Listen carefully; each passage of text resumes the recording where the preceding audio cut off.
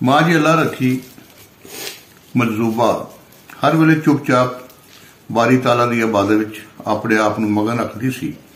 यही वजह है कि जदों कोई बंदा या बुढ़ी उहदी इबादत च दखल दिंदा सी ते माँ होरी फिर उहनूं गालां कढ के उत्थों नस्सण ते मजबूर कर दिंदे सन। जे कोई गालां खा के भी माँ होरां दी खलासी ना छड्डदा ते फिर माँ होरां दे हत्थ जिहड़ी भी शै आउंदी वो बेदरे कढ मारदे। भावें अगला जख्मी हो जाए, उन्हें तो सिर्फ अपनी जान छुड़ानी होंदी सी।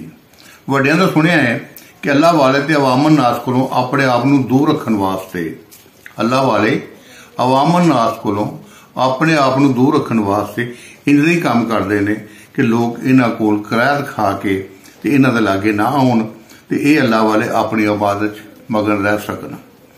माँ होरी गालां कढ के इट्टां वट्टे चलांदे ते जे कोई गालां सुन के इट्टां रोड़े खा के भी माँ होरां दे लागे आ जांदा ते फिर उहनूं चिमटियां नाल कुट सुट्टदे। उन्हां कोल इक एड्डा वड्डा चिमटा सी। माँ होरां दी कुत्ती भी सी जिहदा नां सी दुर्गी। कई बार लोकें भी वेख्या कि जदों माँ होरी रोटी खाण लगदे ते दुर्गी नूं आवाज़ दे के आखदे कि दुर्गीए आ जा रोटी खा लै, ते फिर माँ जी रोटी दी एक बुरकी अपने मूँह विच पांदे ते दूजी उहदे मूँह च पांदे।